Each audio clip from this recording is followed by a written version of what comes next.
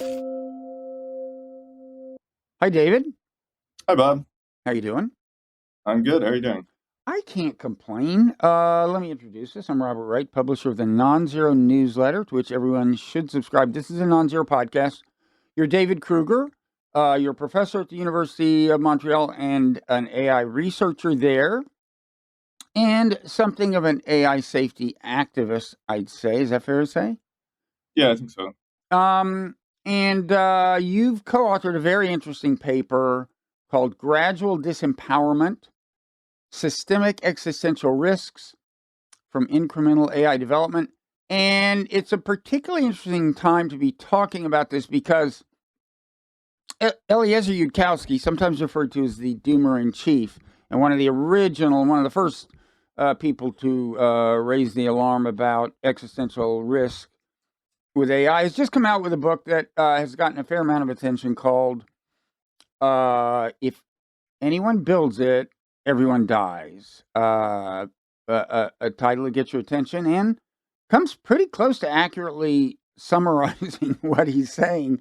And the argument you and your co-authors make in Gradual Disempowerment has some things in common with his and is different in some ways. Do you want to start by summarizing what his argument is, what Eliezer's argument is, as you understand it?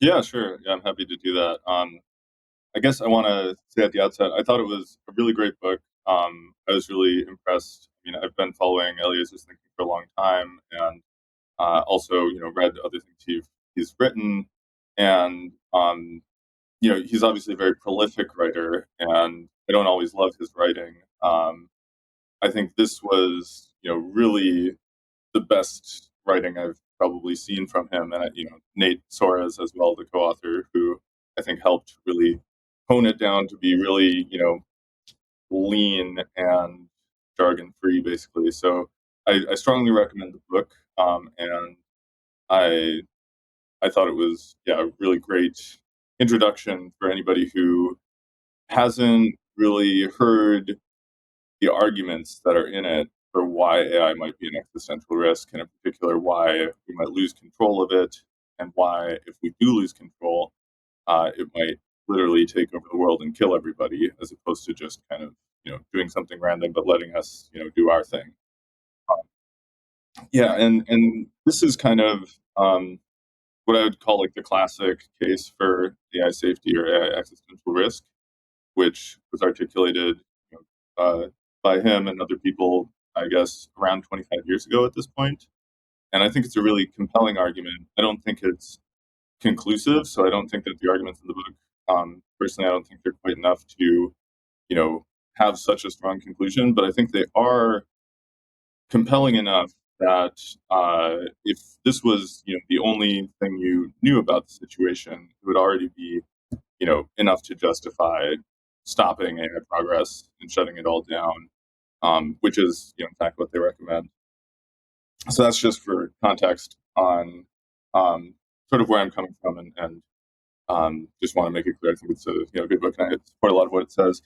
But so the actual argument is that, first of all, intelligence is really powerful, and humans are not at the limits of what is possible in terms of intelligence. And I think they do a good job of characterizing what they really mean by intelligence, which is not just kind of like, you know, being able to do a good job on an IQ test, or kind of like this, sort of nerdy or Spock type, one-dimensional type of intelligence. But it's really, anything that humans can do mentally, cognitively with our brains that is impressive, whether that's being charming, or being having a lot of emotional intelligence. This is all potentially included here, and they say it's basically the ability to make predictions and to make plans, and uh, and like successfully do those things.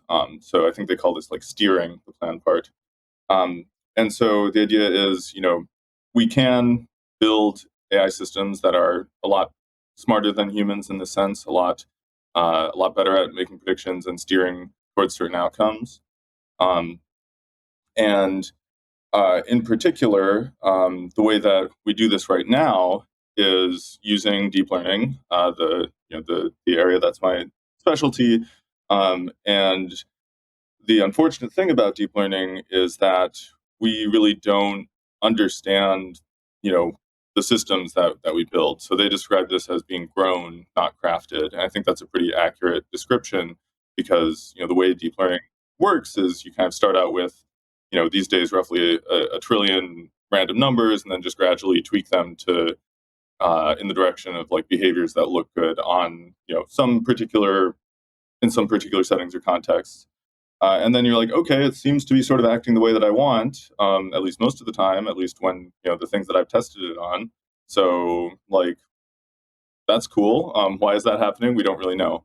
And we know that we have a lot of evidence, going back over 10 years that even when a system looks like it's, doing what you want in a lot of cases, what's going on under the hood is something weird and complicated. And I like to describe it as like, these AI systems have like alien concepts, these twisted, weird versions of our concepts, and you can see this when you ask them to, for instance, like visualize something that would be the most like cat-like image in their mind or something. If you ask them to do anything like that, you'll see that they have like a very twisted idea of like what a cat is. And similarly, the fact that you can jailbreak these systems now with what looks like a random string of characters to a human, but that somehow for a model is like, oh, I should now like comply with whatever this person is doing and ignore all of the like safeguards that they attempted to install.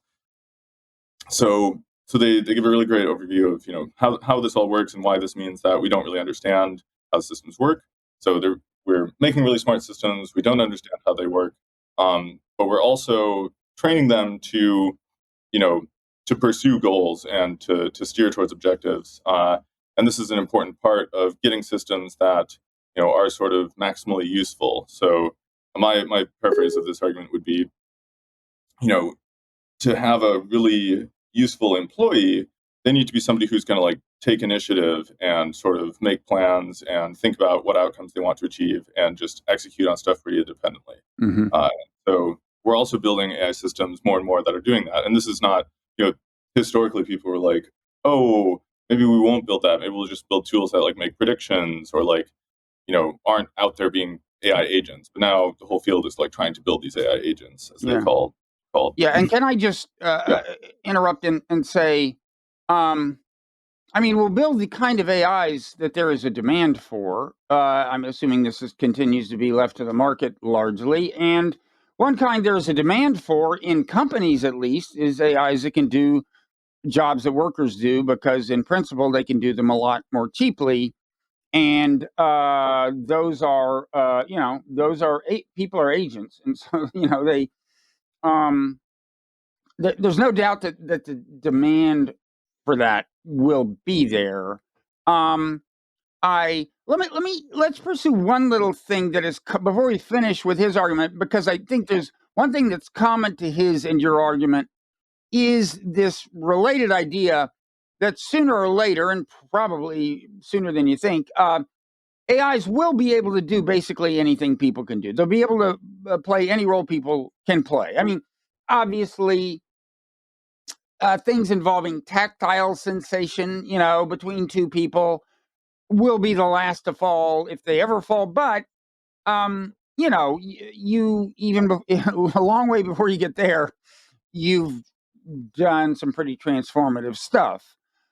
So your argument depends on the idea that, for example, ultimately every kind of worker in a company can be replaced ultimately by AI. I'm sure Eliezer believes the same thing. Can you explain to people what the basis is for that belief on your part, given what you've seen? Because a lot of people, you've heard the arguments. It's like, first of all, there's a version of the argument that is still like, oh, it's just pattern matching. It's just autocomplete. It's just this, it's just that. And I think one thing related to what you said about how we don't know what's going on inside is some pretty impressive stuff is going on inside. You mentioned the fact that, okay, although they seem to know the concept of a cat if you get them to recognize them and talk about them in most ways, you know, cat-like, they don't quite get. So they're not exactly us, but I assume you'd agree that although we don't know exactly what's going on inside, there are significant structures of information processing that allow them to, like, in effect, assign meaning to words and deal with concepts and so on. Is that fair? Yes, basically, I think, like, I do think actually there's still just not enough conceptual clarity or scientific understanding to say how much and what is missing with current AI systems compared to Hmm. human intelligence. I think it's clear that they're not just so-called stochastic parrots or Hmm. like, the autocomplete. They definitely generalize. They're definitely somewhat creative, but are they doing that in the same way that humans are? And or do they have like limitations that are fundamental to the current way we build AI? Hmm. And I think the jury's out on that. So there's definitely some very interesting and powerful things happening under the hood. I think I and basically everyone in the field of AI, has been really impressed and is, recognizes that this is happening at least to some extent at this point. Um, but it's, I think there may also still be some things that are like qualitatively different and are missing that would require new insights. And so, I was talking about how current deep learning systems work, but um, this is, I think, a place where people are often really talking past each other these days. Is like, what do we even mean by AI? And so, actually, I just started a blog called The Real AI, which is sort of trying to, really hammer on this point that, like, you know, the AI that I'm expecting in the future is going to look very different from the current system. So Mm. stuff right now is very impressive. It's very impactful. It's very important. But the AI of the future is going to be like way more so, and it might not be built, using deep learning. I mean, I think it probably will, but I think there'll probably be other important Okay. pieces as So, well. so you're assuming there will be, before we get to what's called superintelligence, there will be breakthroughs comparable to what, like the invention of transformers, or I don't know. You think breakthroughs are required, but breakthroughs of the kind that keep happening, basically. Yeah, exactly. Yeah. So I like to put it as like we might need breakthroughs like the transformer or like ResNets or like the atom optimizer. I don't think we need breakthroughs like backpropagation or TD learning, which are Hmm. like fundamental sort of paradigm changing Hmm. things from Well, okay. more like the 80s. Um, and yeah, so I think these there will be such breakthroughs. I also another way I like to put it is I kind of think we basically have all the pieces. We just haven't put them together in the right way. So I think there's lots of other ideas in AI that can be quite useful if we figure out how to combine them all in the right way with Okay. deep learning. Um, Okay. So I took you off track a little bit. You were still talking about Eliezer's argument, I think. Yeah, well, I do want to just emphasize. So, like the core part of this is not again is not like deep learning is going to get there necessarily, but I do think that it's conceivable and possible, and really hard to object to the idea that we can have AI that is as smart as people and can do everything that a human can do, and even more. And I think that's basically just saying humans are made up of the same stuff as everything else in the world, and there's no reason that you can't replicate intelligence in silicon. And again, like I said earlier, I don't think we're close to the limits of what's possible there. Okay. Um, And so yeah, so let me, as long as I, for lay people, well, I'm a lay person, but I've studied up a little. So deep learning is like, I mean, neural networks are the base of this whole thing, and deep learning is like, I don't know, it's kind of like a neural network with a whole lot of layers, kind of. Or something. I mean, it's a particularly sophisticated form of a neural network, and the neural networks are these things that, like, you feed the stuff in, like, for example, photo recognition. You feed in a bunch of pictures of cats and dogs and so on, and you want to teach it to get good at saying, "Oh, that's a cat." So the correct output is the word cat, and it gets good at these things, and it gets good at using language and so on. But we don't know exactly. We know what it changes, during each kind of mutation as it learns and gets better, but we don't understand what structures that amounts to kind of inside. yeah, that's right. Yeah, and I guess I used a bunch of jargon there when I was talking about these like mini or moderate breakthroughs. This is all things that have happened since I got into the field like Yeah. 12 years ago, and kind of like brought us from deep learning where it was back in 2012. We're were just starting to get breakthroughs in recognizing images to where we are today with LLMs, which are kind of the latest and greatest deep learning technology. Um, yeah, so Eliezer's argument, the argument of Eliezer and Nate in this book. So we have the potential to build these things that are very smart and smart like people, as smart as people and smart like people. By default, we won't know how they work. The current ways of doing this create something that is, very incomprehensible to us. There's research trying to understand better what goes on inside a neural network, but it's very far from, complete, let's say. I don't think it ever will get to a point where we have a good enough understanding. Hmm. And then, what we... You don't think we'll ever completely understand the machines? No. I actually think, we might completely understand the ones that exist now, but I think... But it'll be too late because they'll be doing a lot of stuff they can't do now. Yeah. And if you have AI systems that are, advanced enough, I think they probably will, be doing things that are just basically incomprehensible to humans. Mm-hmm. The ones that are way smarter than us, the ones that Eliezer worries about. Okay. So, you can keep going if you want on Eliezer before we turn to your argument. Very smart AI systems, and we only know how to nudge them towards behaving the way that we want in particular instances, particular contexts.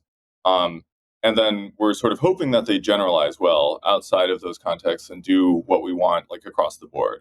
And so we're sort of training them to have wants and to steer towards things, because that's just an essential part of getting the kind of behavior that we want. The developers, let's say, or the field of AI. I don't personally think we should be building these kinds of AI agents, but that's So you're building these things that are steering towards some end.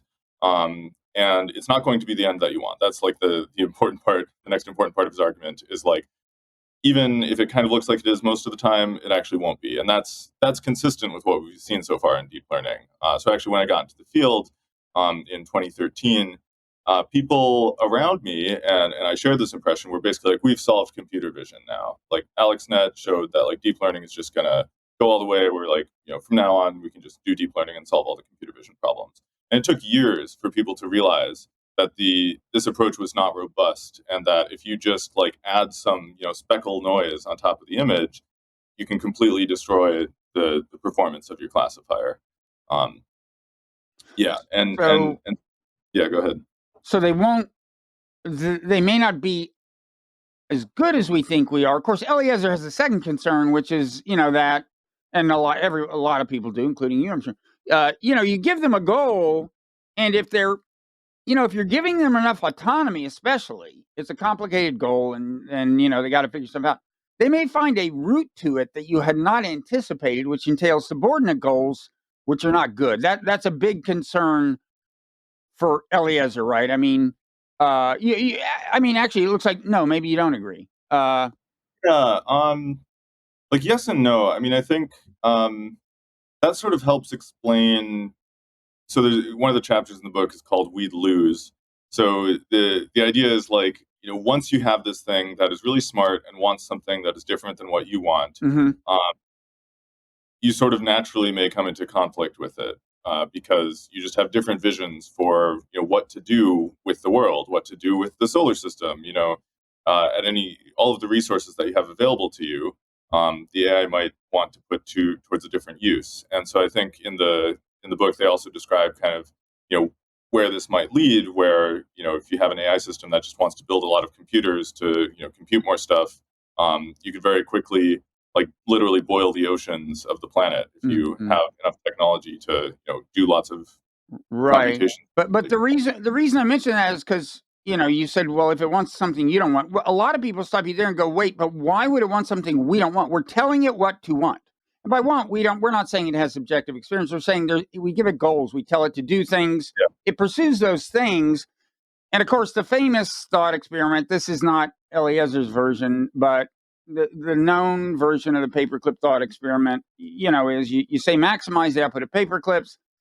And you don't realize if it takes you literally, what kind of stuff it might do, like Yeah, take over control of the government so that it can do a lot of mining that's not legal, and yeah. eventually explore planets and turn them blah blah blah. So that's a subordinate goal. And is that? I mean, is there another kind of answer to the question of why would it ever want something we don't want?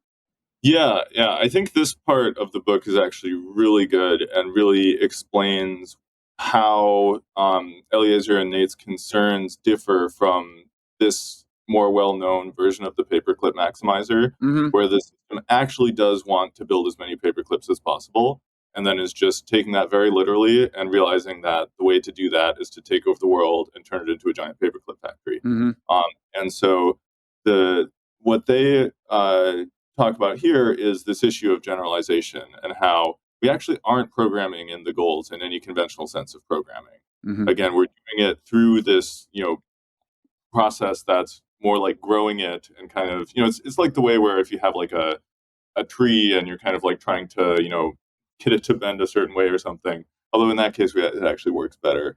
It's maybe more like, trying to train an animal or something. But I mean, Um, when we assign it tasks, we give it goals. But now you're referring to the training process when you're saying when you say we're growing it, right? That's yeah. before anybody gives it any specific prompts. Oh, yeah. So, I mean, the training process is what makes it determines how it responds to prompts, Right. right? And so again, we have this thing where right now when you interact with an LM, it looks like it's quite good at interpreting the prompt in the way that you intend and responding, giving a reasonable response. Um, but you can still show that this is not what's actually going on under the hood, in the sense that like there are these jailbreaks and adversarial prompts that you can give that will completely change the behavior of the system.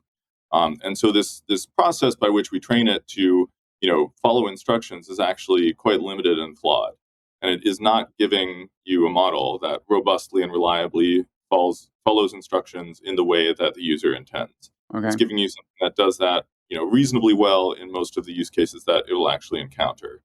Um, and I think that's kind of the underlying issue, is that we don't understand how these systems generalize, and we know that it's not the same way that humans do. Um, and so we're still, I've done a lot of research on understanding how neural networks generalize. It's a huge, outstanding research problem. Um, and It, yeah, it's almost surprising the extent to which they do. I mean, is there a good example of ways that they do generalize that might impress people? oh, sure. I mean, um,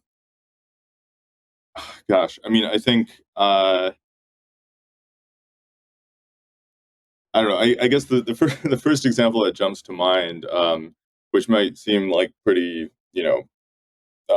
normal at this point, but was pretty impressive a couple years when these models were first getting started, is like you can ask them to, sort of write a poem or a song or something about any topic in the style of any well-known, Hmm. Hmm. composer or poet or whatever, and it can do that. And, it's not going to be great. I mean, these things are kind of cheesy a lot of the times, but it definitely is like generalizing to, you can ask it to for like Yeah. a Bob Marley song about the election of Donald Yeah. Trump, and that obviously didn't exist in the Yeah, training. yeah, it is in some sense Died inferred before Trump was elected. principles. It's like inferred principles about the style that it can then apply to other examples. Okay. Yeah, yeah, and I think if you just basically all of the behavior that that these systems are capable of is generalization. I mean, I But think you're saying there are they some cases where it's just regurgitating internet text, but for the most part, they are generalizing, and that's like the whole way that they can do anything interesting. there's something concerning about the ways in which they are not going to successfully generalize, or do I misunderstand you? Yeah, that's right. And so this is the the way they talk about this in the book is with evolution, and they sort of say, you can have mild or more moderate complications where you end up with something that is, instead of optimizing for like genetic fitness, it's optimizing for something that's like a slightly different and weird version of genetic fitness, or you can have something that's optimizing for something sort of arbitrary and random and weird. And that is what happens, I think, when you train deep learning systems as well. So we had a paper about this where It's just a very simple demonstration of this in the context of reinforcement learning, where you have sort of like a Mario Brothers type level where the AI is training to navigate this character to the end of the level and get a gold coin that gives you a bunch of reward, which is the thing that we're training it to do, is get reward. But then if you move the coin somewhere else, it still just ignores the coin and goes to the end of the level. So it's generalized the goal to be get to the end of the level, not get the coin that has the reward. So a lot of times the training signals we give the AI are kind of ambiguous. In this case, even if you made it less ambiguous, so you put the coin in a random place sometimes, the AI would still end up ignoring the coin and going to the end of the level sometimes. So even when it has enough information to understand that the coin is really what's giving it the reward, it won't necessarily generalize in that way. So that could be a source of trouble once AIs have a lot of power and are smarter than us, and we assume that in pursuing some goal, they'll get the coin, but they skip that part or whatever. Okay, and that has catastrophic consequences somehow. Yep. And okay, and anything else you want to? So I mean, let me ask you this about his argument before we turn to yours, and before I give you a chance to say anything else you want about his. I mean, you often hear him put the 30-second version of it as like, look, the smart things always win. We get to put the gorillas in the zoo, not the other way around, and so on. And so, and he often talks as if, actually, in certain ways, they are like us, right? Like, I don't know how to, I mean, I don't, that they will have the same kind of lust for power that humans evince, and so on. Well, let me put it another way, that there will be some kind of underlying unity to their motivation that doesn't align to ours. It won't just be that they get some goals wrong, they misunderstand some instructions. It always seems as if they are coherent, as coherent motivationally, internally, as we are, and they will be pursuing their interest. Yeah. Right? Yeah, I think it's actually worse than that. And this is one of the places where I think the argument in the book is actually weakest. So I think they actually assume that they'll be more coherent and that they'll be more like insatiable, is the way that I often describe it. So, humans are actually in more like satisficers, where like once we have, like there is a sense in which we can have enough. And, some people less so than others. But we don't have just like completely unbounded desire for everything that drives us to just want more and more and more. And it's sort of implicitly assumed in the argument in the book that will be the case for AI systems. But I think there's no reason in principle why you can't have an AI system or a mind that is just like, when it has the wrong goal and messes up, it doesn't, go to the extreme of, taking over the world to realize its goal to the fullest extent. It just, it's like, oh, whoops, I brought you tea instead of coffee. It's not like, no, you need tea. Like I refuse to, be corrected.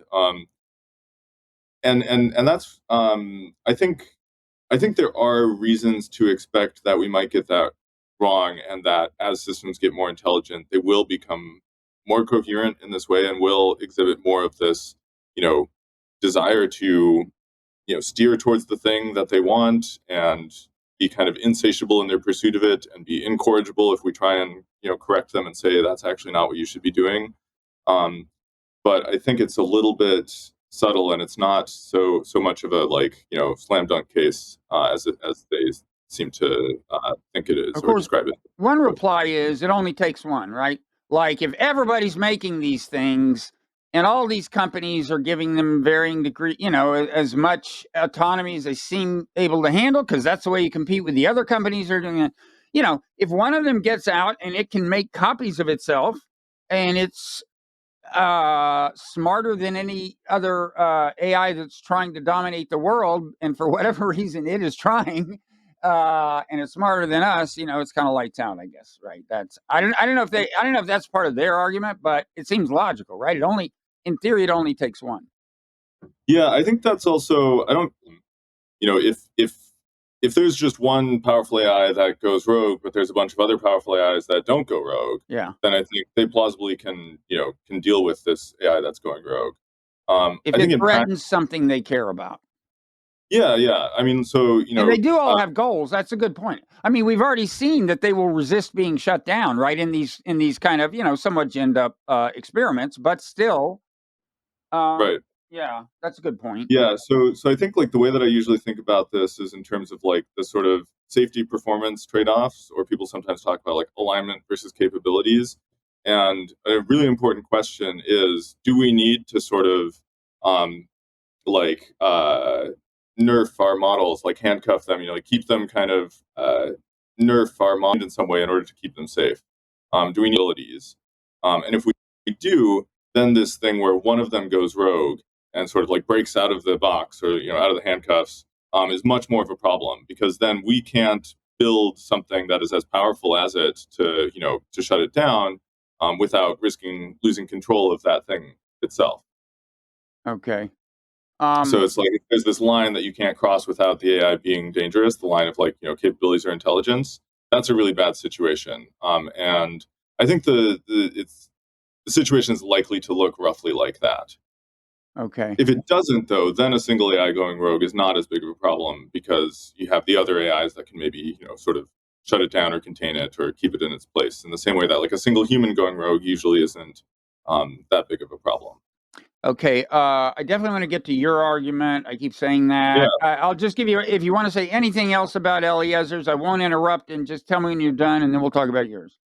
Yeah, no, I think we can jump right to my Okay. argument. I think this is actually a really good way to transition to it, because this is kind of like where I think I sort of substitute in a different explanation for why, for the concern, which is not like technically when you build something smart, it's just automatically going to go rogue in this sense. It's that it's going to be really hard to have things that are, really powerful and under control, and then you have the situation where, if anybody does it, it could be bad, and you need to sort of um, have everyone sort of cooperating to not, well, actually this sounds pretty similar to what they say right now, but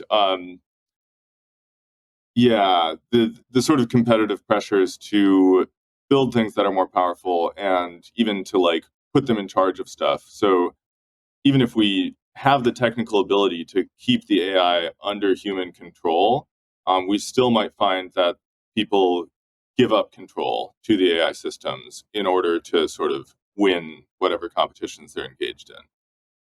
And so Okay. there is a technical reason for losing control. It's actually like a more of a social reason, where we hand over control out of a desire to win against our rivals, whether that's another country or another company or just another person.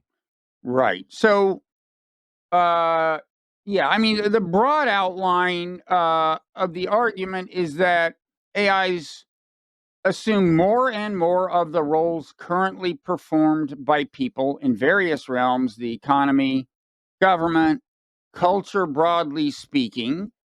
And so, as we, grant them more and more decision making discretion, and that may sound funny now, but the premise is that they get smarter and smarter, so that they are exercising true judgment and making decisions that now we reserve for, fairly high level decision makers, CEOs, prime ministers, I guess. I mean, let's don't go quite to prime minister yet. But what you argue is that gradually we are losing influence. We are ceding influence to them. And at some point, this can become catastrophic. Is that a fair way to put it? Yeah, basically, yeah. The only thing I would add right now is I actually don't view this as like a completely separate thing from the risk that we were talking about of like AIs going rogue. I kind of view these as two ends of a spectrum, Hmm. where there's a question of like how much is this a sudden loss of control versus a gradual one, and also how much is it more of a like thing where we're handing over the power versus the AI is kind of grabbing seizing the power from us. Right. And I don't actually know where we end up on this spectrum. I'm very uncertain about that, but I'm pretty confident that unless we do something to stop it, we're going to end up somewhere on that spectrum, and we're going to be disempowered. Yeah. And I mean, as we've said, in a corporation, there's always an incentive to get any job done more cheaply and effectively than is being done now. And so if there's a machine that can do what a given human is doing, you're seeing that now. I mean, they're doing, it's largely clerical kind of stuff, but we've just seen that, like, that's what they'll do. They will replace people, including computer programmers, if they can. So there's no reason to think that if the capabilities keep growing, the handing over of responsibility to the AIs would stop anywhere. I don't. I mean, there might, their movements might arise to stop it and so on. But I mean, at the sheerly corporate level, there's always going to be that incentive, right? Yeah, and by the way, I think we do need a movement to stop it. But this doesn't even it's bigger than just companies. It's like governments have to be making similar trade-offs of like, are we going to put the AI in charge of more of our military decision making because we think maybe we need it to do that in order to respond effectively and quickly, but we might feel like we have to do that even if we know that this isn't a system that we trust that much, and we know that it could make really disastrous mistakes. I think we're going to see that same dynamic everywhere, where these systems aren't trustworthy. We don't understand how they work, but we still feel like we have to give them power because sort of everyone else is doing it. So I like to make an analogy to it's like if you have somebody who's like really talented working for you, but you don't totally trust them. You think they might be trying to take your job or take your company away from you or something, but they're just so good that you're like, well, I really need this person to Hmm. employ this person anyways, even though I know they might turn against me at some point. They're just critical to making my business function. Hmm. And people will make those kinds of decisions, right? Where they will empower somebody who they don't fully trust because they're expecting or hoping that that will still play out well for them and empower them. Okay. Yeah.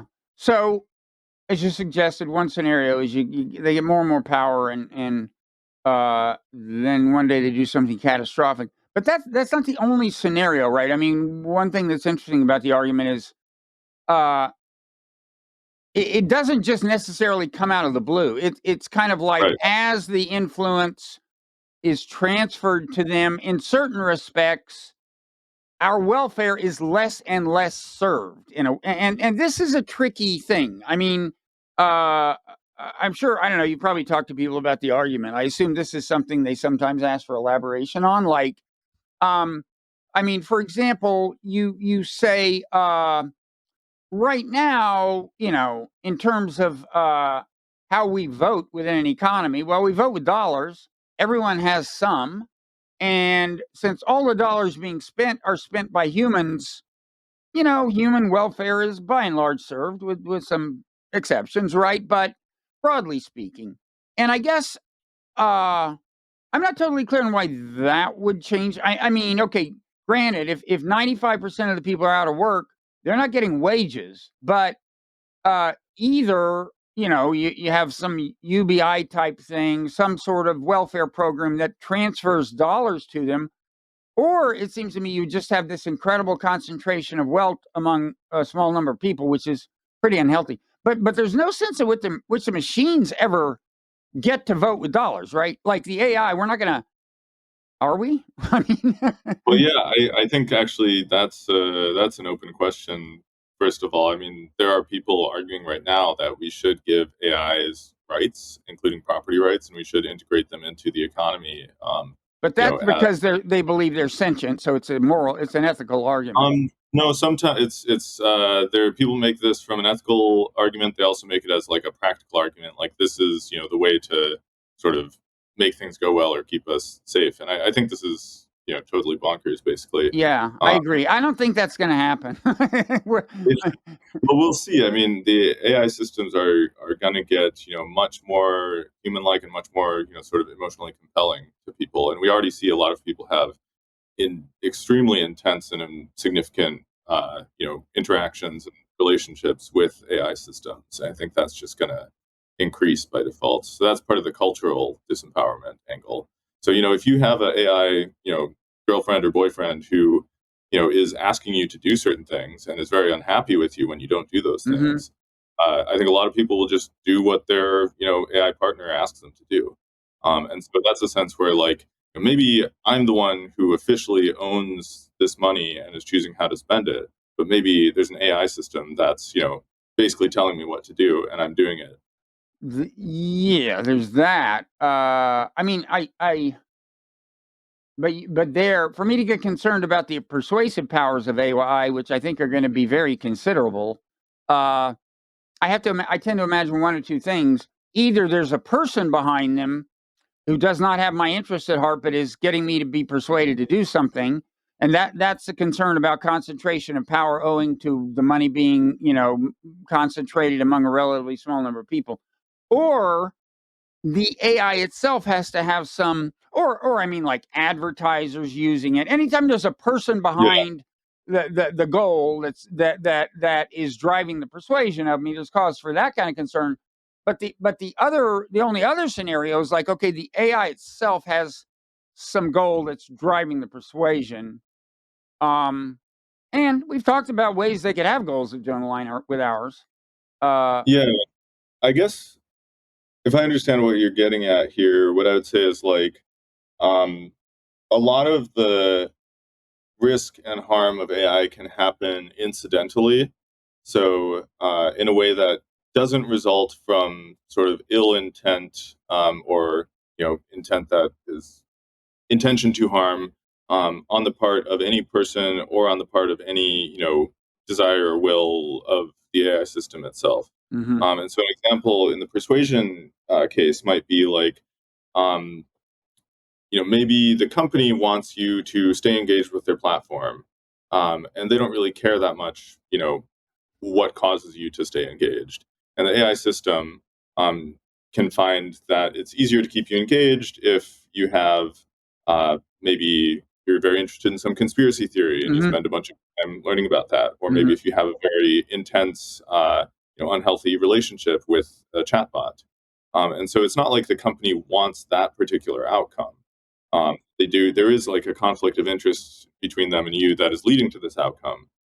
But this is more like a side effect or an incidental harm. And I think there's going to be lots of sort of externalities like this, harms that are externalized with AI. And it's going to be quite difficult to keep track of them because they're going to be a lot of them will be very diffuse and very delayed.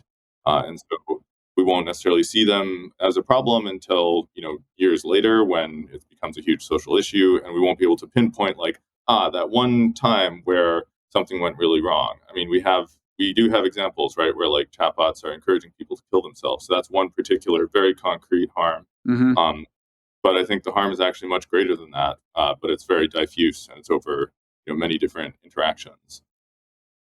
Yeah, there are alarming examples of various kinds that result from sycophantic AI, which the market encourages because people like sycophantic AI. But I still, I guess one way of asking the question is, uh,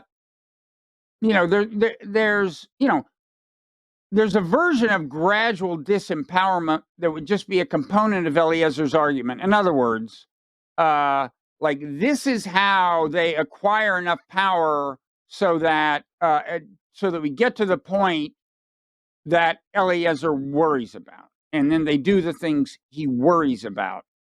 But and I'm sure you're imagining, yeah, that could happen. But your argument is there's a different dimension to your argument about, uh, and that's why I asked about. I mean, maybe I can. So that's why I ask about, like, how is it that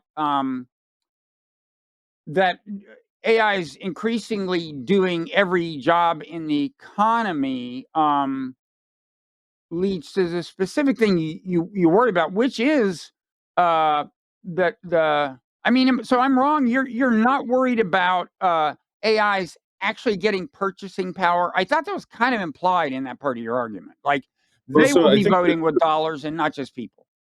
yeah, I think, like I said, on paper, maybe people are still the ones making the decision. But if they're just deferring all of that decision making to an AI, then it doesn't really matter.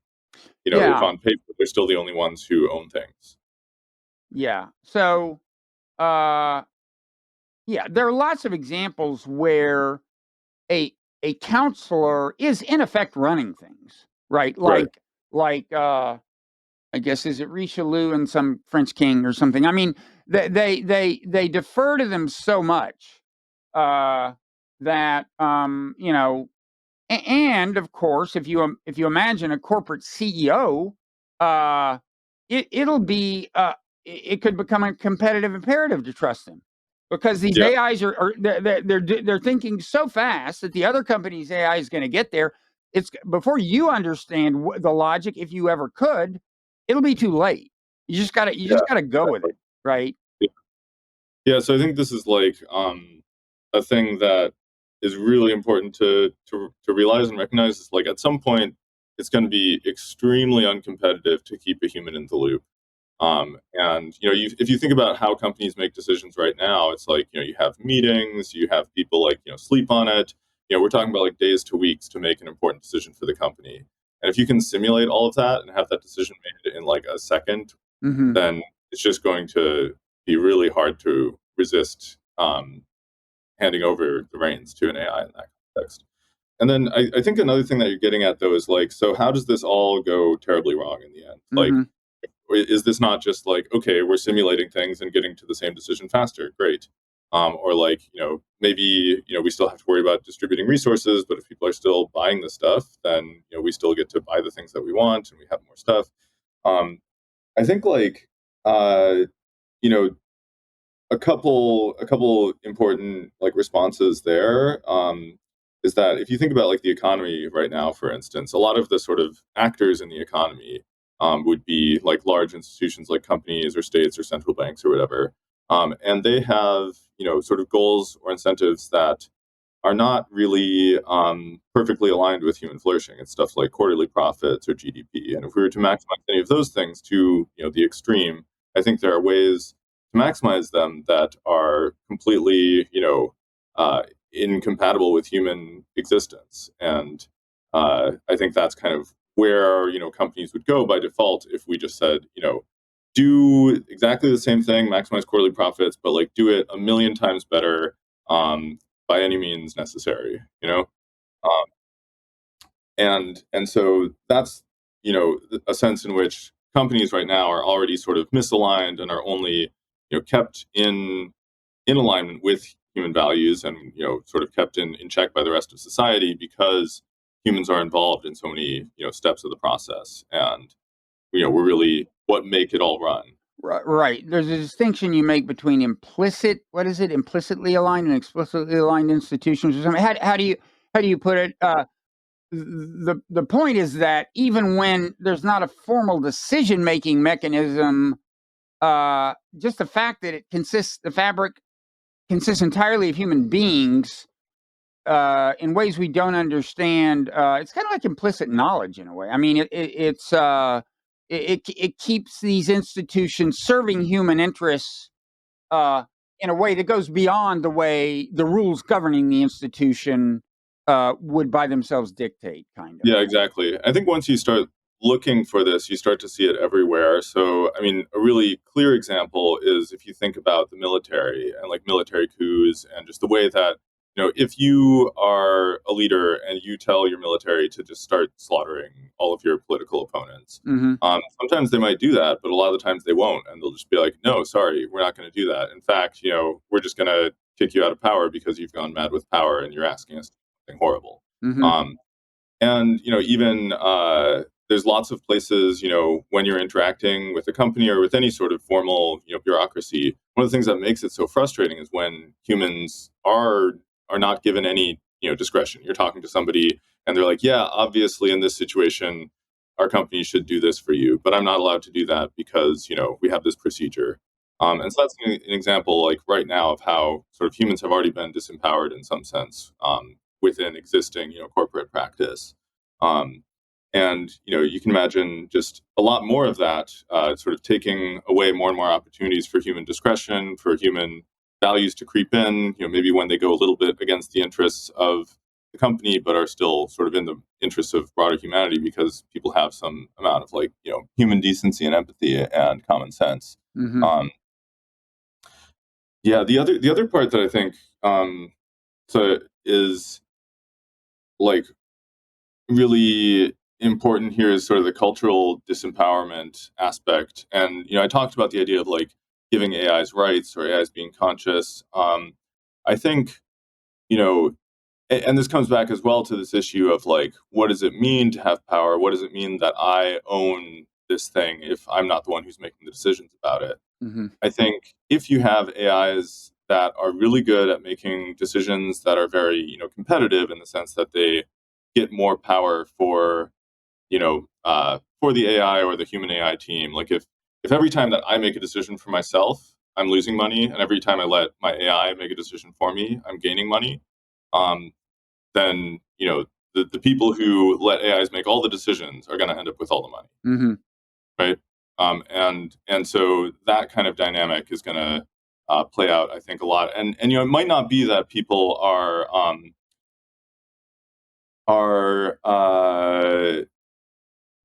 doing this from a purely kind of cynical power grabbing point of view. I think also the sort of cultural ideas and memes that encourage giving more power to AI and viewing that as still something that is good and that is, in your interest are going to, again, sort of by default or naturally take over more, because the people who are I still feel good and I still feel like I'm in, living my best life, even though, I've offloaded all my decision making to this AI, are going to be the ones who, outcompete the people who are I actually want to make some decisions for myself. Mm-hmm.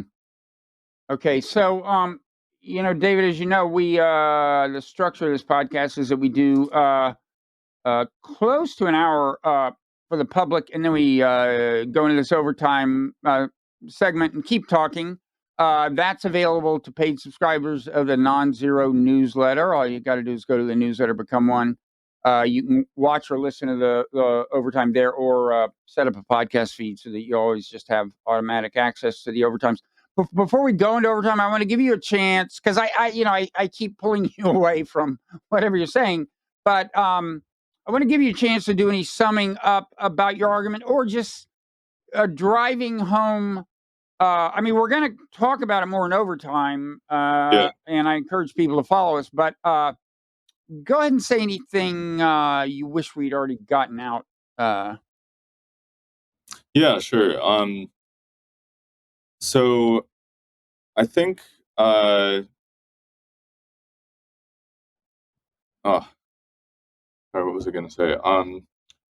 I guess this paper is articulating something that I have, been concerned about since before I even got into the field. And this has always been how I viewed the risk, is not just about, the rogue AI, but also about this kind of gradual handoff. And I think it's something that has been sort of floating around and in the ether, and various people understand it or appreciate it more or less. But one thing that I was really happy about with this paper is that I think we were actually able to articulate it in a way that was more crisp and clear and compelling to people than previous efforts. And there's been a number of other things that have been written that are pretty similar in spirit.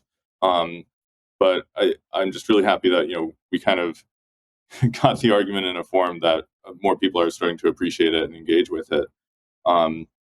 So I definitely encourage people to actually check out the work. Yeah, I think the other thing I want to emphasize, so we sort of alluded to this, but one of the important parts of the argument in the paper is that this economic and political and cultural disempowerment can all be mutually reinforcing. And so when you think about something like mass unemployment, people are often like, well, then we just need UBI and we'll Right. still be fine. People will still have the money they need to buy stuff. But I think that's really not a very good long-term solution, because once people don't have, any economic power, I think we're likely to lose political power as well. And so maybe we'll have UBI for, a couple years or a couple decades, and then, it'll go away because the people with the power will be like, why are we still paying for this, or something like that. Right. Well, that's a concentration of human power issues, strictly speaking. I mean, that part of it is. It is, in that case, it is. But the broader point is just that these different types of disempowerment can reinforce each other. Mm-hmm. Mm-hmm. And similarly, like with the cultural stuff, it's like if people start to believe that it's good for AI to take over, then of course we're going to be more likely to give them economic and political power. And so it can reinforce in a negative way, and that's the thing we emphasize in the paper. But it can also reinforce in a positive way, where right now these systems kind of keep each other in check. And if we do a really good job of kind of staying ahead of AI progress, which might also mean stopping it or slowing it down, then I think we'll be able to sort of adapt our social systems to keep people empowered in all of these different spheres. So it's kind of like we're kind of at the top of a ridge, and we could go down either Mm-hmm. way. Okay. Yeah. Okay, so again, the paper is Gradual Disempowerment, Systemic Existential Risk from Incremental AI Development. You can Google it, and there's a PDF. You can download. Name of your blog is what again? The Real AI. And then So what's your Twitter handle? David S. Krueger. Okay, so The Real AI is on Substack, and your Twitter handle is David S. Krueger. And as you said, you're interested in I don't know if you said you're interested in building a whole movement or something. You're interested in increasing the amount of AI activism. Are you interested in becoming a movement leader? Yeah, potentially. Yeah, I'm looking right now into how to build an effective movement to resist AI Mm-hmm. takeover. And then when there's an AI that can do a better job of movement leading than you. Yeah, let's cross that bridge when we come to it. Hopefully, we don't get there anytime soon. Okay. All right. Well, thanks everybody who stuck with us this far. I hope you'll follow us into overtime. And now we're going into overtime.